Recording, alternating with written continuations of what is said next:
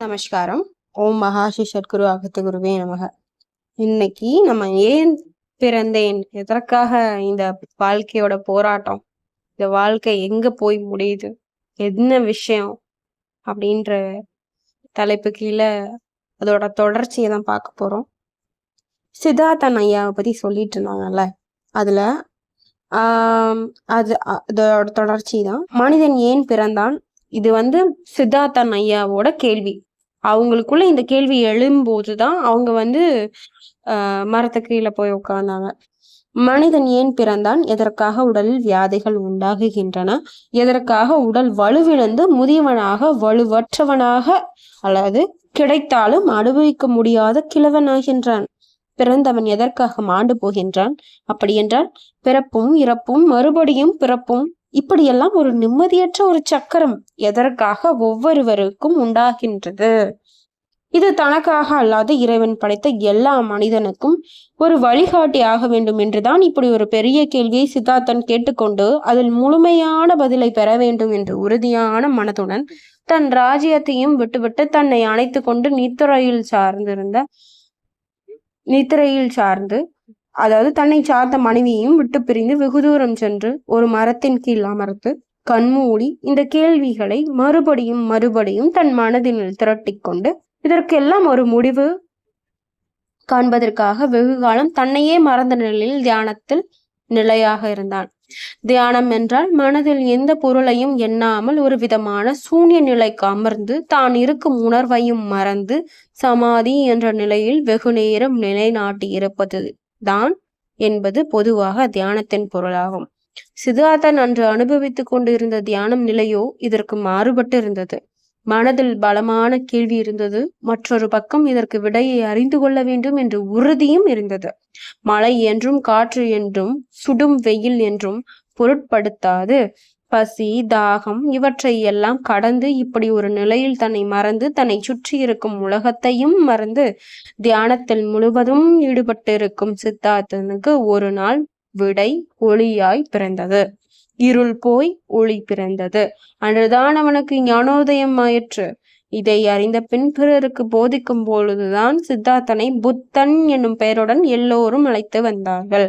போகியாய் இருந்த சித்தார்த்தன் யோகியாய் மாறிவிட்டான். வேண்டும் வேண்டும் என்பதினால்தான் வேதனை அதிகம் என்பதும் அனுபவிப்பதில்தான் சுகத்தினுடன் துன்பமும் கலந்திருக்கும் என்பதையும் அறிந்து கொண்டான். ஆசை என்பதற்கு அளவு இல்லை. அதிகமாக அனுபவித்ததும் அதற்கு தகுந்த வியாதிகளையும் துக்கங்களையும் அனுபவித்தே தீர வேண்டும் என்பதையும் மகா யோகி புத்தன் அறிந்து கொண்டான். அதைதான் பிறருக்கும் போதித்தான். அத்துடன் வேண்டாம் வேண்டாம் என்று போன பொருட்களை முற்றிலும் அப்பாற்படுத்தி வருவதில்தான் நிம்மதி இருக்கின்றது என்பதையும் தெரிந்து கொண்டான். கடைசியாக மறுஜன்மம் பிறவாமல் இருக்க மோட்சத்திற்கான ஒவ்வொரு மனிதனும் தன்னை ஈடுபடுத்தி கொள்ள வேண்டும் என்பதையும் அவன் உலகத்துக்கு போதித்து வந்தான். பகவான் புத்தன் போதித்ததில் அநேக பொருட்களை சாதாரண மக்களும் புரிந்து கொள்ளும் அளவில் பௌத்த தருமம் எனும் பெரும் நூலினை நமக்கு எல்லாம் தந்திருக்கின்றார். வாழ்க்கையில் பொருட்களை எப்படி எந்த அளவுக்கு எந்த நேரம் அனுபவிக்க வேண்டுமோ அப்படி அனுபவித்து மேலும் வேண்டும் எனும் ஆசையை முறியடித்து அவைகளை தேடும் நிலைமையை விட்டு தர்ம மார்க்கத்தில் சென்று வேறு ஒருவருக்கு கேடு செய்யாமல் முடிந்தால் பிறருக்கு உன்னால் முடிந்த அளவுக்கு உதவி செய்யவும் அன்பையும் தர்மத்தையும் உலகு எங்கும் ஒளிபர செய்யுமாறு தாம் நம்மை எல்லாம் அவர் கேட்டுக்கொண்டிருக்கின்றார். புத்த பெருமான் சொன்ன விளக்கத்தை ஐயன் பெருமான் நம்மளுக்கு இப்படி இருங்கன்னு ஒரு போகியான ஒரு சித்தார்த்தன் ஐயா யோகியா மாறின விஷயங்களை சொல்லியிருக்காங்க.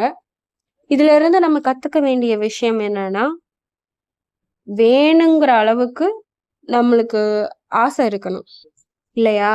ஒன்றும் இல்லை, இது என்ன புதுசா இருக்கு அப்படின்னா, இப்போ ஒன்றும் இல்லை, இப்ப இருக்கிற ஃபினான்ஷியல்ல நீங்க ஒரு வீடை ரன் பண்ணணும்னா உங்களுக்கு போதுமான அளவு காசு தேவைப்படுது. அதுக்கு நீங்க உழைச்சுதான் ஆகணும். அது உங்க தர்மம். வேணுங்கிற அளவுக்கு நீங்க உழைங்க, கொஞ்சமா சேர்த்து வைங்க, மிச்சத்தை தான தர்மம் பண்ணிடுங்க. ஐயா அழகா சொல்லுவாங்க. ரொம்ப சம்பாதிச்சு வச்சுட்டாங்கன்னு வச்சுக்கோங்களேன், எங்க போடுறது?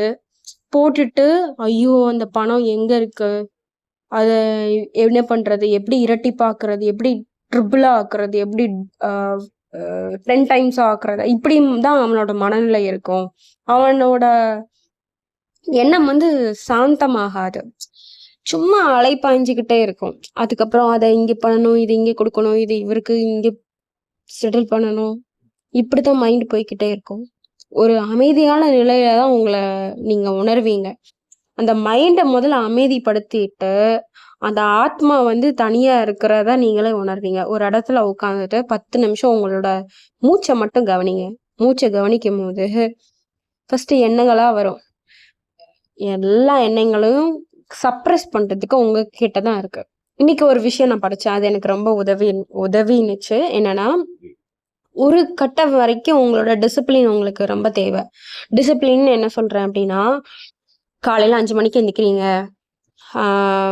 ஃப்ரெஷ் அப் ஆயிட்டு ஒரு 5:30 to 6 மெடிடேட் பண்றீங்க, யோகா பண்றீங்க, அதுக்கப்புறம் உங்க டேவை ஸ்டார்ட் பண்றீங்க, அப்புறம் வேலைக்கு போறீங்க, திரும்ப வர்றீங்க, திரும்ப கரெக்டா 10க்கு தூங்குற மாதிரி உங்களோட ஷெடியூலை வந்து மாத்திக்கிறீங்க, திரும்ப 5க்கு எந்திக்கிற மாதிரி உங்க ஷெடியூலை மாத்துறீங்க. இது வந்து ஒரு 48 days, ஒரு 1 year செய்யற வரைக்கும் அந்த டிசிப்ளின் தேவைப்படுது. புரியுதுங்களா? அதுக்கப்புறத்துல மனம் வந்து அது அந்த சுகத்தை வந்து அனுபவிக்கும். இதுல ஒரு சுகம் இருக்கு இல்லையா? இப்போ நம்ம ஒன்றும் இல்லை, நான் சாப்பிடும் போது ஸ்க்ரோல் பண்ணிட்டே சாப்பிட்றேன், எனக்கு அது தெரியுது அது தப்புன்னு. அப்புறம் ஆஃப் பண்ணிட்டு சாப்பிட்றேன். அந்த சுவையை நான் உணரணும்.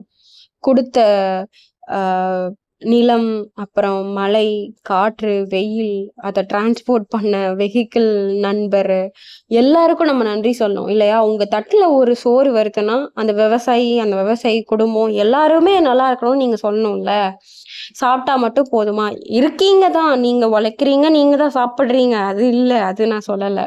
இப்போ நீங்கள் சிட்டியில் இருக்கீங்க, இப்போ நான் உழைச்சி நான் நெல் நட்ட முடியுமா? நான் சாஃப்ட்வேரில் ஒர்க் பண்ணுங்க. ஆனால் உங்களால் ஒரு நன்றி சொல்ல முடியும்ல. இந்த பழக்கத்துக்கு வந்தால் தானே ஃபுட் வேஸ்ட்டை நீங்கள் கம்மி பண்ண முடியும். எனக்கு ஃபுட் வேஸ்ட்டு, அப்புறம் வாட்டரு, இந்த மாதிரி நீங்கள் சொல்லி சொல்லி கொடுத்தீங்கன்னா உங்களோட குழந்தைங்களாம் இருக்கட்டும், சுற்றத்தார்களும் அதே ப்ராக்டிஸ் ஃபாலோ பண்ணுறதுக்கு சரி அவங்க சொல்கிறதும் கரெக்டு தானே, நம்ம ஏன் பண்ணக்கூடாது அப்படின்ற நிலைமைக்காவது வருவாங்கன்னு சொல்கிறேன். ஆக மொத்தத்தில் ஒரு டிசிப்ளின் கொஞ்ச நாளுக்கு அப்புறத்துல இருந்து உங்களோட மைண்டு வந்து அந்த அந்த ஒரு அமைதியான நிலைய பார்த்துட்டு நீங்க ஆரவாரமா அடுத்து எங்கேயாவது பார்ட்டிக்கு போனாலும் உங்க மைண்டுக்குள்ள நீங்க வந்து ஸ்பிரிச்சுவலாவே கனெக்டடாவே இருப்பீங்க. ஒன்றும் இல்லை, ஒரு வீட்டில் எப்போ பார்த்தாலும் சீரியல் பார்த்துட்டே இருக்காங்கன்னு வச்சுக்கோங்களேன். ரீசெண்டா ஒரு விஷயம் கேள்விப்பட்டப்போ எனக்கு ரொம்ப வருத்தமா இருந்தது. அந்த வீட்டில் எப்போ பார்த்தாலும் சீரியல் பார்க்குறாங்க, காலையிலேருந்து நைட்டு வரைக்கும் கேளிக்கை கூத்து அப்படியே போகுது. இறைவனை நினைக்கிறதுக்கு எல்லாரோட சோலுக்கும் ஒரு ஒரு டைம் வரும், அது என்னவோ உண்மைதான். ஆனா அதுக்கு நம்ம கொஞ்சம் இடம் கொடுக்கணும்ல. புரியுதுங்களா? காலையில இருந்து நைட்டு வரைக்கும் ஓடுதுன்னா என்ன அர்த்தம்? என்ன வேணும், என்ன பண்ணணும் ஃபியூச்சருக்குன்னு கொஞ்சம் மோல்ட் பண்ணணும், பிள்ளைங்களை வழிவகுக்கணும். சும்மா ஒரு சோஃபால படுத்துட்டு பார்த்துட்டு திரும்ப சாப்பிட்ற நேரத்தில் டிவி அணைச்சிட்டு ஃபோனை பார்த்துட்டு திரும்ப சாப்பிட்டுட்டு கையை கழுவிட்டு திரும்ப வந்து டிவி ஆன் பண்ணிட்டு திரும்ப வச்சுட்டு திரும்ப 6 மணிக்கு போடுற டிவி நைட்டு 10 மணி வரைக்கும் ஓடுது. இது ஒரு ட்ராப் மாதிரி இருக்கு. உங்களுக்கு அது புரியுதான்னு என்னன்னு தெரியல. மேலும் நெக்ஸ்ட் தொகுப்புல பார்க்கலாம். நமஸ்காரம்.